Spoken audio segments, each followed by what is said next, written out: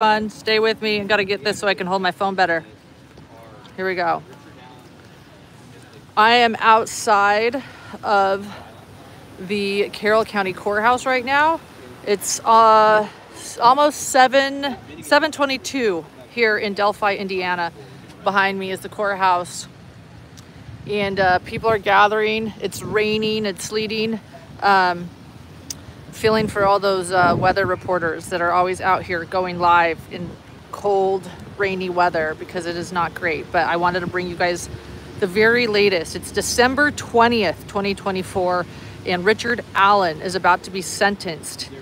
He has been convicted for murdering Abigail Williams and Liberty German in 2017, and he's about to be sentenced. And yesterday, a sentencing memorandum came down from his defense, and I actually want to go over it with all of you. But before we do that, I'm just going to show you guys around really quickly so you can see what's going on. They are not allowing us on the courtroom steps today. They have always typically they started doing that. Forgive my gum too, by the way, guys. I'm kind of need it in my mouth, so I'll try not to chew. Forgive me. But my jaw hurts, in other words. But they, when we originally started, the trial, we were allowed on those steps. That soon became a no-go, and today is no difference. They're not allowing us up there until 8 a.m. when the court opens. And so here I am, actually. I am, as you can see here, Lauren Matthias, Hidden True Crime. I'm actually number one. I've got a chair out here that's soaking wet. They're mostly empty chairs. We have Aspen, Grayson, Susan Hendricks. That's the author of Down the Hill, CNN anchor. She is here. In fact, Susan Hendricks, I have an interview with her on her channel. You can find that in my community post. Go over to Susan Hendricks' channel and you can see a recent interview we did about our experience covering the Delphi trial. I'll keep going here though. We have Julie, Tamiko, we have got murder sheets right here. So it just goes on and on and on, but everybody of course is in their cars. We have channel 8, Wish TV here. Oh, it's cold. It's cold. So again, most people inside their cars until this starts. So I thought what I really wanted to do was go over the sentencing memorandum because it's quite telling. So let's just read this together. Come now, defendant Richard Allen, by and through counsel Andrew Baldwin, Brad Rosie, and Jennifer Auger, in anticipation of the sentencing hearing on December 20th, 2024, in the above referenced cause number, respectfully request the court to fashion an appropriate sentence in recognition of the foregoing memorandum. So here we go. Let's find out practical sentencing issues and constraints. Richard Allen maintains his innocence and is hopeful that the appellate process will provide him with an opportunity to present a full defense at a second trial. For this reason, Richard Allen's defense counsel advised Richard Allen to not participate in providing information to the pre-sentence investigation or the PSI report to the Allen County Probation Department, as defense counsel assessed that there was no value in Richard Allen continuing to talk with state actors. Whoa. Pause right there. That is defiant. This is a defense counsel who is really defiant. They're calling the prosecution state actors. They're saying that Richard Allen isn't even going to participate in the pre-sentencing investigation, which is what they've recommended. As I want to remind all of you, it came out in the trial that Richard Allen has dependent personality disorder. That also means he's going to rely on other people as to what to do. The pre-sentencing, the PSI, that has to do with, that's what Dr. John does. He goes in and he assesses risk assessment. He gets into their history. He does collateral interviews. He talks about mental health. He talks about their history, that, what about their family life. This is a typical process for any convicted felon. And they're saying that Richard Allen is not going to participate because they're advising him not to. This is defiance. Let's keep going. Throughout this case, Richard Allen has brought to the court's attention that he was detained in solitary confinement without due process. By the way, they wouldn't allow it to be called solitary confinement during the trial because it's simply not true, guys. I'm going to say it here. He wasn't held in solitary confinement. He might have been in a one-man cell, but he saw people daily. I'm not saying that what he went through wasn't hard, but it's not solitary confinement. So now they're saying this freely. They weren't allowed to say that it was solitary confinement during the trial.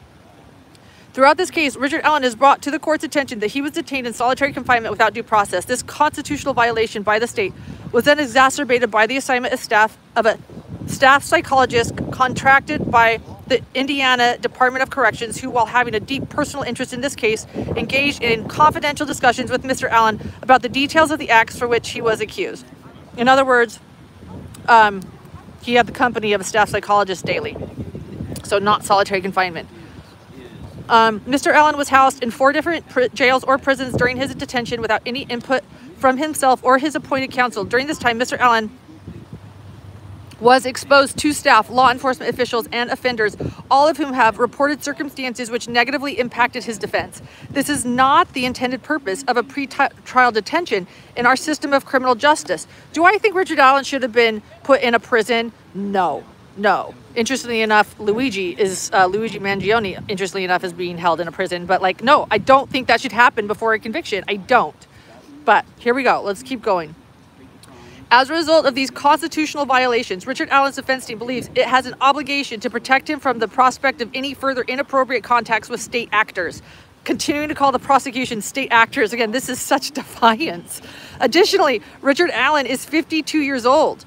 Richard is facing 45 years to 130 years of imprisonment in the unlikely scenario that under the law, this court would sentence Richard Allen to the mandatory minimum sentence and run the counts concurrently on his best day. Richard Allen would receive a 45-year mandatory prison sentence with good time credit, and this would amount to 33 years, actual years in prison. This means that Richard, on his best day at sentencing, would be released from the prison at 85 years of age. The practical reality is that unless this matter is reversed and retired, Richard Allen is likely facing the rest of his life in prison. True, he's been convicted of killing 2 little girls, so fair. Fair, yeah. But with these facts in mind, the defense advised Richard Allen to not participate in the pre-sentence process. What? I'm sorry, so just because your client is going to serve likely his life in prison, he's not going to participate where this is a moment that he could show remorse or talk to the victims of this crime or have people understand his history. To me, it's wild. Look, I'm not an attorney. I always say that. I am not LawTube. So I am taking this from my own life experience and covering the defiance in this is just, whoa. Again, his continued interaction with state actors does not make sense, considering that a second trial may occur. Okay, here we go. So they're saying they're going to work an appeal and a second trial is on its way. So that a second trial may occur, which would allow him to present a full defense. Okay. Additionally, Richard Allen will be serving this lengthy sentence whether he provides a statement to the Allen County Probation or chooses to avoid providing a statement to the Allen County Probation Department. This reality also participated the defense to advise Richard to not participate in this process. The defense provides this condensed sentencing memorandum considering the practical issues detailed in the previous paragraphs. Dismissal of counts 1 and 2. Double jeopardy prevents Mr. Allen from being sentenced on both his murder conviction and the felony murder conviction for Abigail Williams and Liberty German. Richard Allen was found guilty of count 1, felony murder, victim 1, count 2, felony murder, victim 2, count 3, murder, victim 1, and count 4, murder, victim 2. However, the jury convicted Mr. Allen of both the murder and felony murder of victim 1 and victim 2. An individual cannot be convicted and sentenced for both murder and felony murder where only one killing took place. And then they cite case law here and explain. So they're putting out what their appeal is going to be. This isn't fair. They're saying they're gonna go now for, now we're learning, they're gonna go for a whole retrial because of double jeopardy. When a jury finds a defendant guilty of both murder and felony murder of the same victim, this is according to case law, the court must vacate the felony murder conviction and enter judgment solely on the murder conviction. Therefore, Mr. Allen requests the court vacate his convictions for felony murder and enter judgment solely on counts 3 and 4.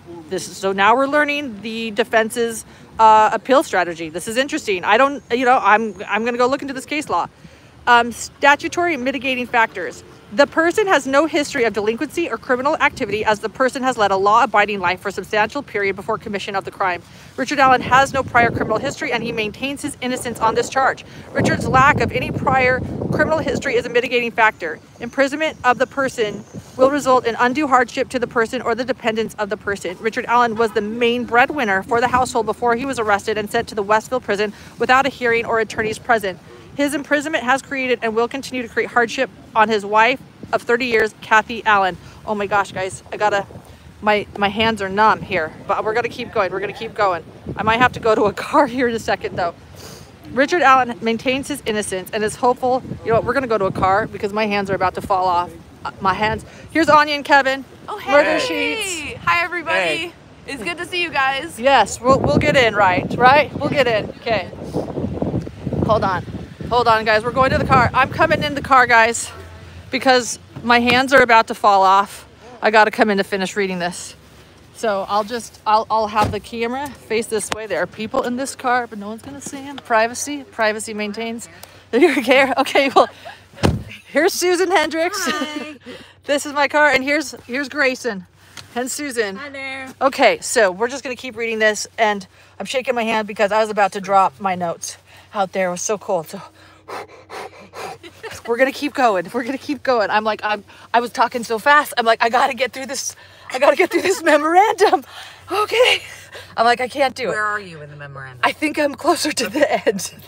And then I was like, I just gotta get in the car. Okay. But I gotta find my place again, guys. It's okay. Okay.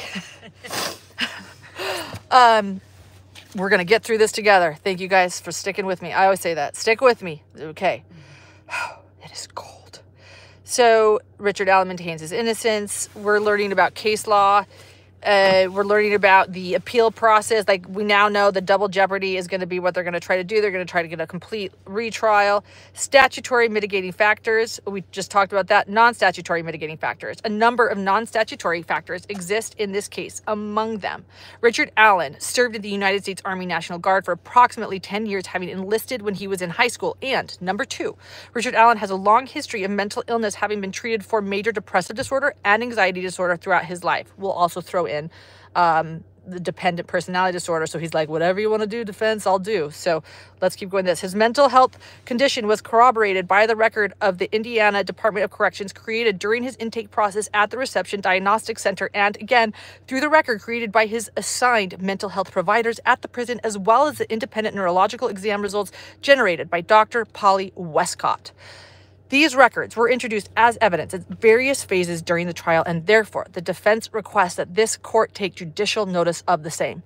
So in other words, we don't need a pre-sentencing in anything because a PSI, because, you know, we did our own, and we got our own expert witness to tell us what we wanted to hear, and they were one of our defense witnesses. So that's what should stand, not anything by state actors. In other words, is what they're saying. The defense would further request that the court acknowledge the legitimacy of his mental health condition in the guilty plea and sentencing order. So in other words, we're not going to participate in the PSI, but we would like everybody to, we'd like everyone to acknowledge his mental health conditions in the guilty plea and sentencing. So the Idaho, you can tell where I used to work, the Indiana Department of Corrections is on formal notice of his condition when a determination is made as to how and where to confine Mr. Allen while his appeal pens. Conclusion. Hold on one second. Okay, yeah. Conclusion. Richard Allen maintains his innocence and looks forward to the appellate process, which he anticipates will include injunction by a neutral, detached, and unbiased tribunal. Richard Allen believes that he will be afforded due process under the law and will be permitted to present a full and complete defense at a future trial in this cause. For that reason, as well as all other reasons identified herein, Richard Allen, 1, chose not to participate in the pre-sentence process. Bam. I mean, and 2, will not be presenting evidence at the sentencing hearing outside of this memorandum. And 3, his attorneys will be speaking and articulating arguments in minimal fashion during the sentencing hearing. In other words, the defense, in my opinion, I'm not law tube, guys. I'm not law tube, but in my opinion, the defense is pouting. That was a big pity party right there. I mean, yes, Not the entire thing. Not the entire thing. They gave reason for their appeal, and they are saying they're doing that for their client. And double jeopardy is a very interesting strategy. So we'll see where they can go with that. I don't know case law. They cited case law there. I will look into that and do my due diligence. But I've never seen a sentencing memorandum like that before. You know, and so, you know, let's go back to some sentencings we all went to together. Lori Vallow sentencing. She spoke at her sentencing. This is a time, oftentimes, just, you know, where you know, the person that's convicted shows remorse and apologizes or says they share regrets. This is usually where a defense says, look, now's your time to say what you want to say.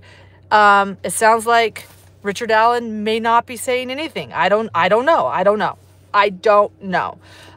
can't say that enough. I've been wrong. It sounds like the Allen family is likely not going to be there. Maybe they will. I don't know. It sounds like the defense is going to say very little because they're saying this is how we feel. We're going to appeal and we're going to get him a new trial. And they're calling the prosecution and the state actors. I don't know what's going to happen in the sentencing. I do know this. We are going to hear from family of the victims. That's going to happen in there. And that's what matters. And I'm going to be bringing you the very latest right after the sentencing. So again, the Carroll County Courthouse rules remain the same. No electronics in there. I had to take off my Apple Watch. I have to leave my battery for my phone. I have to take my earbuds off. But I will have my phone ready. And the moment the sentencing is over, I will grab my phone and come out. And also, I don't want to get too cocky either. I might not get into the sentencing. You know, this is a makeshift line that we've created that's worked for the trial. And I'm number one in line. But you never know. So wish me luck too. You never, ever know. Susan's jumping out. So before you jump out, Susan, since I'm in here, I just want to say you have an interview with us or a conversation with us on your channel. And your channel is new, but tell people where they can find your channel because I think you guys should watch this and go subscribe to Susan because she's incredible. Lauren, you're the best. It's called Crime Conversations, and it is relatively new, and I'm so grateful that I was able to interview Lauren because she's one of the best. Crime Conversations. Yeah.